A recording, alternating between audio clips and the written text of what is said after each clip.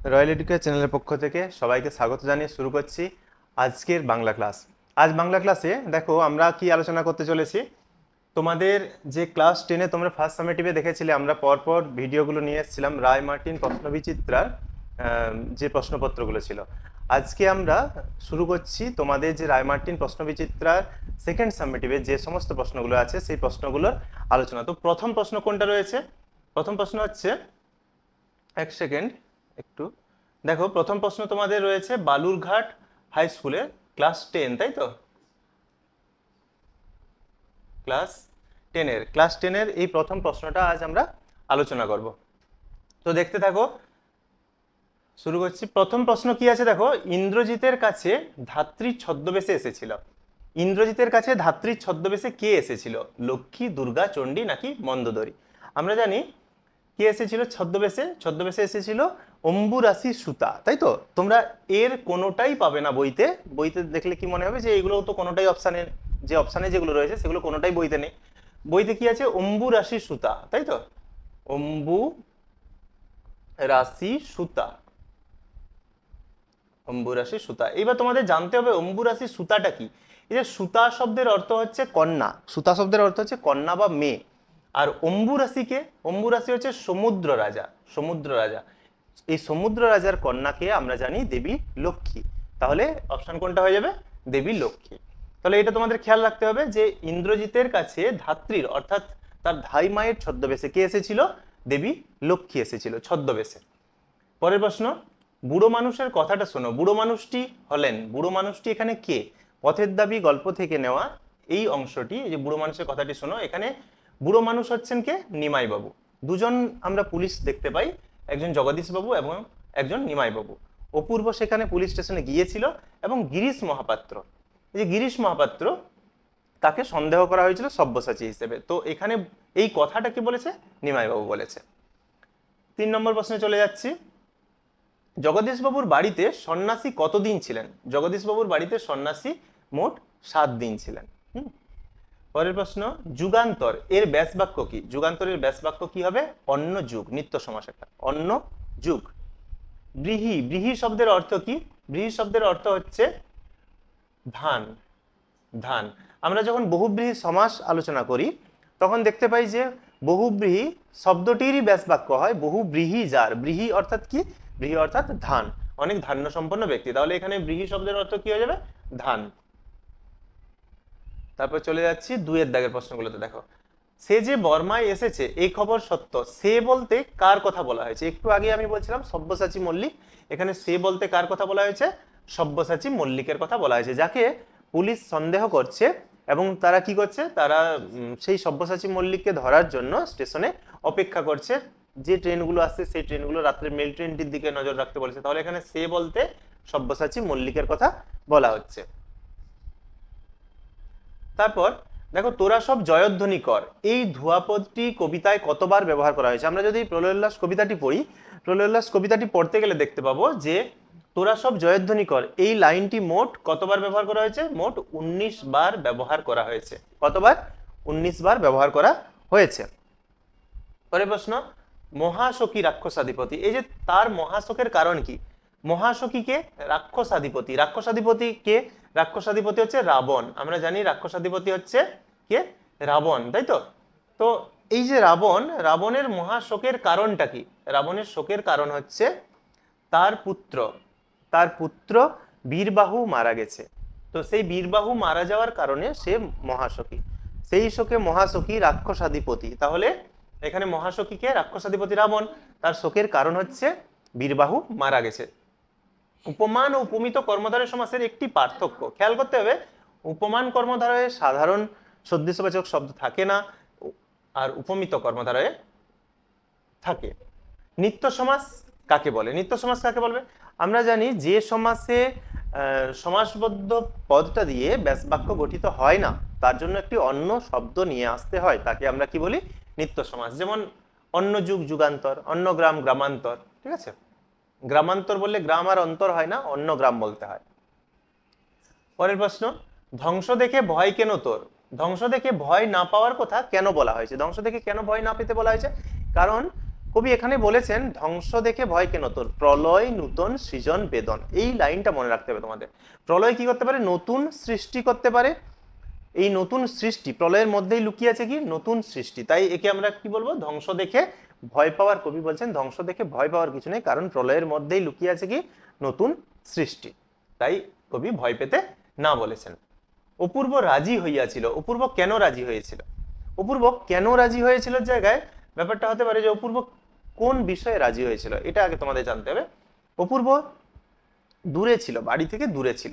তো সে যেখানে থাকতো চাকরি সূত্রে, সেখানে রামদাসের যে স্ত্রী, তিনি কি বলেছিলেন? তিনি বলেছিলেন যতদিন না তোমার বাড়ির কোনো মহিলা, কেউ মা বা অন্য কোনো মহিলা এসে তোমার এখানে না থাকে, ততদিন পর্যন্ত এই ভগিনীর হাতের মিষ্টান্ন, সামান্য মিষ্টান্ন গ্রহণ করতে হবে। সেই সামান্য মিষ্টান্ন যে গ্রহণ করতে হবে, এই বিষয়টিতে অপূর্ব রাজি হয়েছিল। কেন রাজি হয়েছিল? কারণ সেখানে তার কেউ ছিল না এবং তার সেই স্বনির্বন্ধ অনুরোধ অপূর্ব ফেলতে পারেনি। পরের প্রশ্ন, হায় বিধি বাম মম প্রতি। কে কাকে উদ্দেশ্য করে কথা বলেছেন? বক্তার এরূপ আক্ষেপের কারণ কি? আগে খেয়াল করতে হবে, এটা রয়েছে আমাদের কত? 3 মার্কসে। তাহলে 3 মার্কসের মধ্যে প্রথম হচ্ছে 2 মার্কস। এই যে রয়েছে কে কাকে, দুটোই কিন্তু আমাদের একটা প্যারাতে করলে চলবে না, দুটো আলাদা আলাদা প্যারাতে আমাদের লিখতে হবে। প্রথমে কি বলতে হবে? হায় বিধি বাম মমপতি। উক্তিটি কার? অর্থাৎ বক্তাকে। বক্তা হচ্ছেন এখানে রাবণ। কে বলছেন কথাটি? বক্তা রাবণ। আমাদের বলতে হবে যে মাইকেল মধুসূদন দত্ত রচিত অভিষেক কবিতায় এই উক্তিটির বক্তা হলেন রাক্ষসাধিপতি রাবণ। প্যারা চেঞ্জ করতে হবে। প্যারা চেঞ্জ করার পর কি বলতে হবে? কাকে উদ্দেশ্য করে তিনি এই কথাটি বলেছেন? বলতে হবে রাক্ষসাধিপতি রাবণ তার পুত্র ইন্দ্রজিৎকে উদ্দেশ্য করে এই কথাটি বলেছেন। বক্তার এরূপ আক্ষেপের কারণ কি? আক্ষেপের কারণ কি? কারণ এর পরের লাইনটাই তোমরা দেখবে, হায় বিধি বাম মমপতি। এরপরে কি রয়েছে? কে কবে শুনেছে পুত্র শিলা জলে ভাসে, কে কবে শুনেছে লোক মরি পুণ্য বাঁচে। এই যে দুটো লাইন, কে কবে শুনেছে পুত্র শিলা জলে ভাসে, অর্থাৎ দুটো কারণ। এক হচ্ছে শিলা জলে ভাসছে, কি হচ্ছে? শিলা জলে ভাসে। আর হচ্ছে 2 হচ্ছে মরি পুণ্য বাঁচে, অর্থাৎ মারা যাওয়া লোক বেঁচে উঠছে। মারা যাওয়া লোক বেঁচে উঠছে, বেঁচে উঠছে। এই যে দুটো কারণ, এই দুটো কারণ, এইগুলো কখনোই হয় না। শিলা কখনো জলে ভাসতে পারে না, একটা পাথর কখনো জলে ভাসে না। আবার যে মানুষটা মারা যায়, সেই মারা যাওয়া মানুষটাও পুনরায় কি হতে পারে না? বেঁচে উঠতে পারে না। অথচ এই দুটো ব্যাপার যখন ঘটছে, তখনই রাবণ বুঝতে পেরেছেন যে বিধি অর্থাৎ বিধাতা বা ভাগ্য তার প্রতি কি? বাম, তার প্রতি রুষ্ট। এই কারণে তার এইরূপ আক্ষেপ। হ্যাঁ, যে শিলাও জলে ভাসছে আর মারা যাওয়া লোক, অর্থাৎ এখানে আমরা রামায়ণ পাঠ করলে দেখতে পাবো যে রামচন্দ্র যে লঙ্কায় গিয়েছিলেন, তখন তার সেই পাথর পাথর কি হচ্ছিল? জলের উপর ভাসছিল, যে পথে তিনি গেছিলেন। এবং লক্ষণ এখানে মারা যাওয়ার পরেও কি হয়েছে? বেঁচে উঠেছিল। তো এই দুটো ব্যাপারের কারণে তার কি আক্ষেপ হয়েছে? কার আক্ষেপ হয়েছে? এখানে রাবণের আক্ষেপ হয়েছে। 4-এর 2-তে আমরা কি দেখতে পাচ্ছি? একজন সামান্য মানুষ হয়েও বহুরূপী গল্পে হরিদা কিভাবে অসামান্য হয়ে উঠেছেন। দেখো, এটা পুরোপুরি 5 মার্কসের আছে। তাহলে একজন সামান্য মানুষ হরিদা, এই যে হরিদা একজন সামান্য মানুষ। কেন সামান্য মানুষ? কারণ হরিদা একজন বহুরূপী।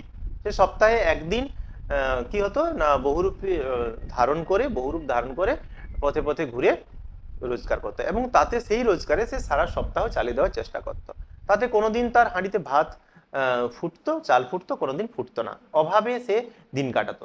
তো এইভাবে সাধারণ জীবনযাপন করতো হরিদা। কিন্তু সেই সাধারণ জীবনযাপন করতে করতেও সে কিভাবে অসাধারণ হয়ে উঠেছিল, অর্থাৎ অসামান্য হয়ে উঠেছিল, এটা আমরা দেখতে পাই গল্পের শেষাংশে। কি দেখতে পাই? আমরা দেখছি যে একজন সন্ন্যাসী এসেছেন জগদীশবাবুর বাড়িতে। তিনি 7 দিন ছিলেন। কাউকে তিনি খুব বড় মাপের সন্ন্যাসী, কাউকে তিনি পায়ে ধুলো দেন না। আর বছরে তিনি একটি মাত্র হরিতকি খান, থাকেন হিমালয়ের গিরি গুহায়। তাহলে এই এত বড় একজন সন্ন্যাসী, যিনি কাউকে পায়ের ধুলো দেন না, তিনি পর্যন্ত লোভ সম্বরণ করতে পারেননি। জগদীশবাবু কিভাবে তার পায়ের ধুলো নিয়েছিলেন? জগদীশবাবু কাঠের খড়মে সোনার বোল লাগিয়ে যখন তার পায়ের কাছে ধরেন, তখন সন্ন্যাসী হেসে পাটা বাড়িয়ে দিলে কি করে? জগদীশবাবু তার পায়ের ধুলো নেন। আবার সন্ন্যাসী যখন চলে যাচ্ছেন, তখন তার ঝোলায় 100 টাকা দিয়ে দিলে সেটাও তিনি হেসে গ্রহণ করেন। তো একজন সন্ন্যাসী পুরুষ, যার অর্থ সম্পত্তির কোনো প্রয়োজন নেই, সেও যখন অর্থের মোহ কাটাতে পারেনি, সেখানে হরিদা কি করেছে? হরিদা এই কথা শোনার পর জগদীশবাবুর বাড়িতে গেছে। কি কারণে জগদীশবাবুর বাড়িতে গেছে? বিরাগী ছদ্মবেশে। কারণ তার প্রথমে ধারণা ছিল যে সে একবারেই যা আদায় করে নেবে জগদীশবাবুর বাড়ি থেকে, তাতে তার চলে যাবে দীর্ঘদিন। কিন্তু সে সেখানে যাওয়ার পর সে যে রূপ ধারণ করেছিল, সেই ছদ্মবেশ তার জগদীশবাবু তো চিনতে পারেনি। তার বন্ধু অনাদি ভবতোষ তাকে চিনতে পারেনি যে সে আদৌ হরিদা নাকি সত্যিকারের কেউ বিরাগী। তাছাড়া তার মুখের যে কথা, সেই কথা থেকেও তারা বুঝে উঠতে পারেনি। এবং যাওয়ার সময় যখন জগদীশবাবু তাকে 101 টাকার অর্থ দান করে, সেই অর্থ সে কিন্তু একবার তাকিয়েও দেখে না।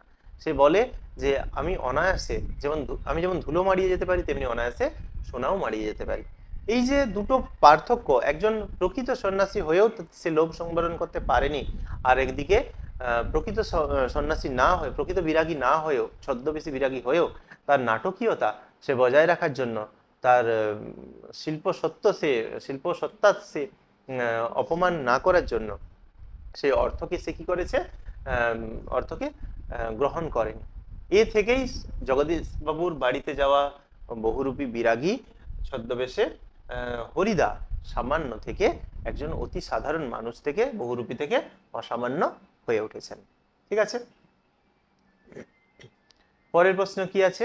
পরের প্রশ্ন তোমাদের একমাত্র যে নাটক সিরাজউদ্দৌলা, সেখান থেকে প্রশ্ন। সেখান থেকে দেখো, তোমাদেরকে একটা কিন্তু প্রশ্ন করতেই হবে সিরাজ থেকে, এখানে কোনো অপশন তোমরা পাবে না, সিরাজউদ্দৌলা থেকে তোমাদের প্রশ্ন লিখতেই হবে। তো এখানে প্রথম প্রশ্নটা দিয়েছে সিরাজের চারিত্রিক বৈশিষ্ট্যগুলি আলোচনা করো।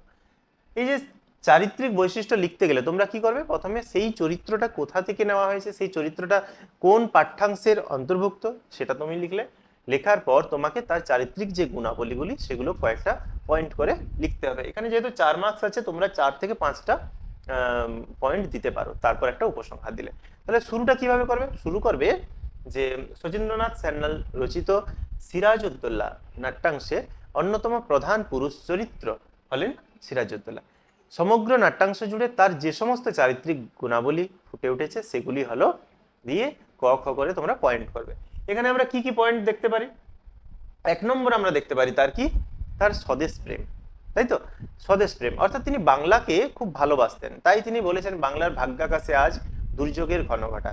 তিনি তার শত্রুদেরকে জানা সত্ত্বেও, তার শত্রুদেরকে চেনা সত্ত্বেও, তিনি সেই শত্রুদেরকে একজোট করতে চেয়েছেন বারবার। কেন? কারণ তিনি জানতেন যে সবাইকে নিয়ে যদি তিনি গড়ে তুলতে পারেন সেই প্রতিরোধ, তাহলে বাংলাকে অন্ততপক্ষে ইংরেজদের হাত থেকে তিনি রক্ষা করতে পারবেন। এ থেকেই তার স্বদেশপ্রীতির পরিচয় পাওয়া যায়। 2 নম্বর পয়েন্ট কি হতে পারে? 2 নম্বর আত্মসমালোচনা, বা সে নিজের কি করেছে? সে নিজের সমালোচনা করেছে। সে বারবার স্বীকার করে নিয়েছে যে হ্যাঁ, আমি দোষ করেছি, এবং এই যুদ্ধ পেরিয়ে যাওয়ার পর একদিন বিচারে বসবে, সেদিন তোমরা যা শাস্তি দেবে আমি তা মাথা পেতে নেব। ঠিক আছে, এটা তাহলে তার কিসের পরিচয় দেয়? আত্মসমালোচনার পরিচয় দেয়। সে নিজে কখনো অহংকারী নয়, নিজে যে দোষ করেছে সেটা সে স্বীকার করে নেয় সিরাজউদ্দৌলা। 3 নম্বর কি? 3 নম্বর হচ্ছে বিনয়ী।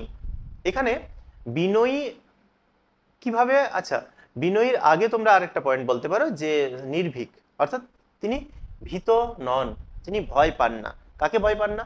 তিনি ইংরেজের মতো প্রবল শক্তিধর শক্তিকেও তিনি ভয় পান না। তাই ভয় পান না বলেই তিনি যে ইংরেজদের প্রতিভু হিসেবে তিনি যে ওয়ার্ডসকে রেখেছিলেন, সেই ওয়ার্ডসকে কি করতে পেরেছেন?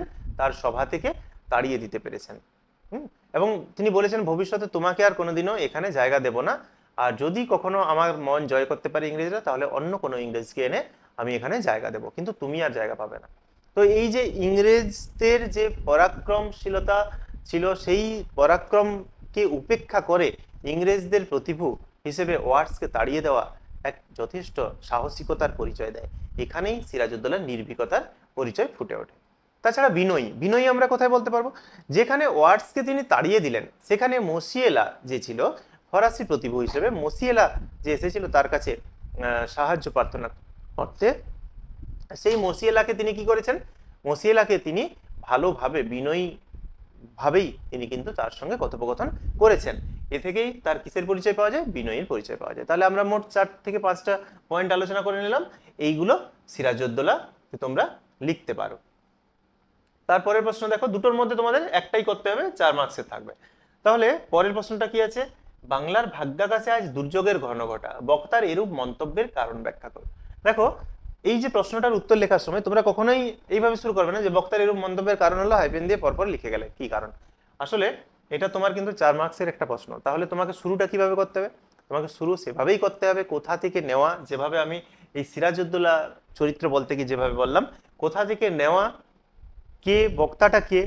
অবশ্যই এই যে বক্তা, বক্তা বলার দরকার নেই, তোমাকে বলতে হবে বক্তাটা কে, সেটা আগে জানাতে হবে। বক্তা কে?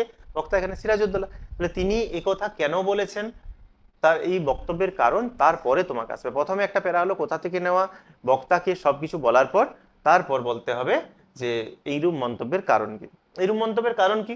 কারণ সিরাজউদ্দৌলা মাত্র কয়েক মাস রাজত্ব করার পরই তার শত্রুতে তার চারিদিক ঘিরে ফেলে। তার বাইরে যেমন শত্রু, রাজপ্রাসাদের মধ্যেও তেমনি, রাজসভাতেও তেমনি তার শত্রু। এই শত্রুতা দূর করতে সিরাজ বদ্ধপরিকর ছিলেন, কিন্তু তিনি জানতেন যে শত্রুতা এই মুহূর্তে শত্রুদেরকে শাস্তি দেওয়ার সময় নয়, শত্রুদেরকে নিয়েই কি করতে হবে, বাংলায় লড়াই করতে হবে। কাদের বিরুদ্ধে? ইংরেজদের বিরুদ্ধে। তাই তিনি বুঝতে পেরেছিলেন, এই রকম অবস্থায় তিনি বুঝতে পেরেছিলেন যে আজ বাংলা কি হতে চলেছে, বাংলা আজ বিপদগ্রস্ত, বাংলার ভাগ্যের কাছে দুর্যোগ ঘনিয়ে আসছে। কেন?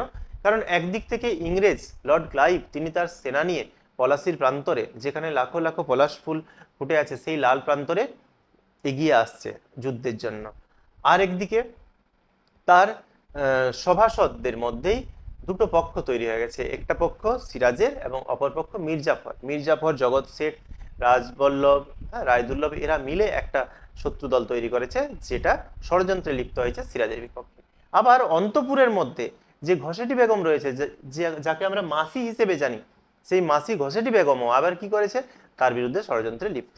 তাহলে এই অন্তপুর মধ্যে, রাজসভাতে এবং রাজ্যের বাইরে চারিদিকে এইভাবে শত্রু এবং ষড়যন্ত্রকারীদের দেখা মেলায় তিনি কি বলেছেন, বাংলার ভাগ্যাকাশে আজ কি হয়েছে, দুর্যোগের ঘন ঘটা দেখা গেছে। আচ্ছা, পরের প্রশ্নে আমরা চলে যাচ্ছি কোনি থেকে। কোনির যে প্রশ্নগুলো রয়েছে সেখানে দেখো, এখানে দুটো প্রশ্ন রয়েছে তোমাদের, সেখানে সাবমিটিভেও তোমাদের কোনি থেকে একটা প্রশ্ন করতে হবে, কিন্তু ফাইনালে তোমাদের মোট 3টে প্রশ্ন থাকবে, তার মধ্যে দুটো প্রশ্নের উত্তর তোমাদের দিতে হয়। দেখো এখানে প্রশ্নটা কি আছে, হিয়ার নামটা ক্ষিতিশ কোনির মনে গেঁথে দিয়েছিলেন কেন? হিয়ার নামটা ক্ষিতিশ কোনির মনে কেন গেঁথে দিয়েছিলেন, ব্যাখ্যা করো। দেখো এখানে হিয়ামিত্র, এই যে হিয়ামিত্র, এই নামটা আমরা প্রথম পেয়ে থাকি, তোমরা ফার্স্ট সাবমিটিভে পড়েছো, প্রথম যখন রবীন্দ্র সরোবরে সাঁতার প্রতিযোগিতা হয়, সেখানে একটা লাল কস্টিউম পরা একটা মেয়ে এসেছিল, সবুজ রঙের ফিয়াটে চড়ে একটা মেয়ে এসেছিল লাল কস্টিউম পরা, যার দিকে তাকিয়ে ভেলো বলেছিল মোমের পুতুলের মতো চেহারা। তো সেই মেয়েটা কোনিকে সেই সাঁতার প্রতিযোগিতায় হারিয়েছিল। মেয়েরা যে 3জন যোগদান করেছিল, সেই যোগদানের মধ্যে 3জনের মধ্যে হিয়া মিত্রই ফার্স্ট হয়েছিল, এবং এই নামটা কোনি তখনই শুনেছিল। কখন? যখন সে সেই রেলিং পেরিয়ে বেরিয়ে যাচ্ছিল, তখন প্রাইজ বিতরণের সময় সে শুনতে পেয়েছিল এই হিয়া মিত্র নামটা। তো এই নামটাকে ক্ষিতিশ কোনিকে ভুলতে দিতে চায়নি। কেন ভুলতে দিতে চায়নি? কারণ এই হিয়ামিত্র নামটা, যদি সে তার কি প্রতিদ্বন্দ্বী ছিল, সে তার শত্রু হয়ে উঠেছিল, তাহলে একটা শত্রুতা, একটা প্রতিদ্বন্দ্বিতা যদি তার মধ্যে চলতে থাকে, যে কোনো শিক্ষক কি চায়, যে কোনো শিক্ষক চায় তার ছাত্রদের মধ্যে কি থাকুক, প্রতিদ্বন্দ্বিতা থাকুক। কি নিয়ে প্রতিদ্বন্দ্বিতা থাকুক? তাদের যে কাজ, তাদের যে পড়াশোনা হোক বা যে কোনো কাজ হোক, সেই কাজের মধ্যে প্রতিদ্বন্দ্বিতা থাকুক, নিজেদের মধ্যে শত্রুতা নয়, কাজের মধ্যে শত্রুতা।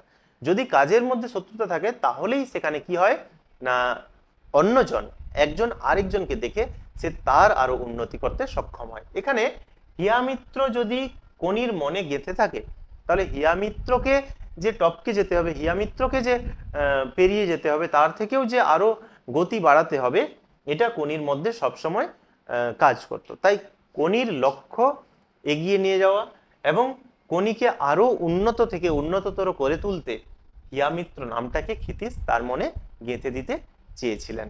ঠিক আছে, পরের প্রশ্ন কি বলা আছে, তোর আসল লজ্জা জলে আসল গর্বও জলে, কোন প্রসঙ্গে কার উক্তি? এখানে একটু ভাঙা প্রশ্ন আছে, দেখো কোন প্রসঙ্গে কার উক্তি। উক্তিটি হচ্ছে ক্ষিতিশ সিংহের। আমরা জানি কোনি উপন্যাসের অন্যতম প্রধান পুরুষ চরিত্র জুপিটার সুইমিং ক্লাবের যে প্রশিক্ষক ক্ষিতিশ সিংহ, তিনি এই উক্তিটি করেছেন। কোন প্রসঙ্গে উক্তিটি করেছেন?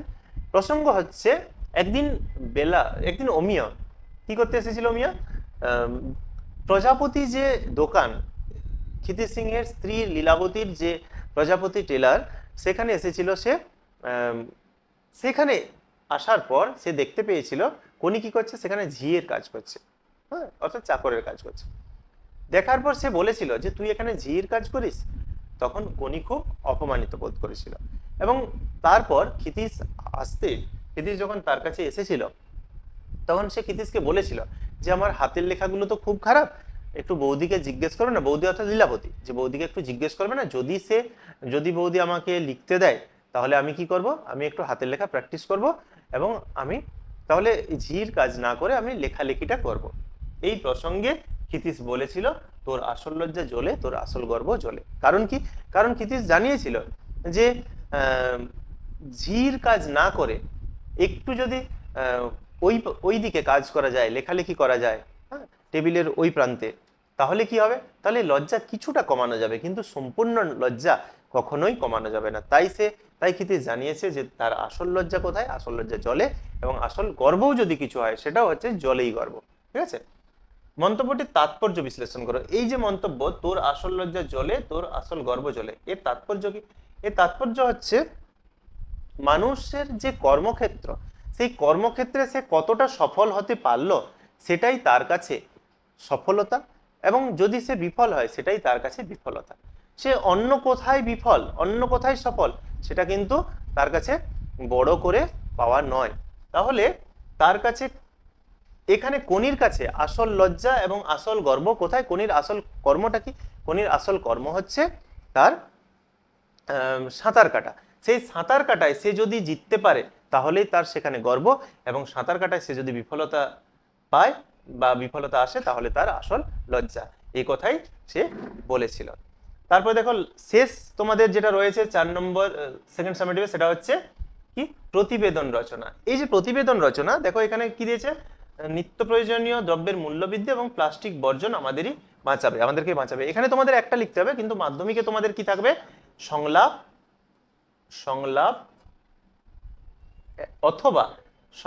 অথবা প্রতিবেদন রচনা। তো এই প্রতিবেদন রচনার জন্য আমরা একটা আলাদা ভিডিও নিয়ে আসবো, সেখানে অনেকগুলো প্রতিবেদন রচনা আলোচনা করব, এবং কিভাবে প্রতিবেদন রচনা লিখতে হয় তার একটা শিরোনাম দিয়ে নিজস্ব সংবাদদাতা, ডেট এবং স্থান লিখে কিভাবে লিখতে হয় সেটা আমরা তোমাদেরকে ভালোভাবে আলোচনা করে দেখাবো। এই ভিডিওটা আরো বড় হয়ে যাবে, তার জন্য আমরা এখানে এই প্রতিবেদনটা আলোচনা করলাম না।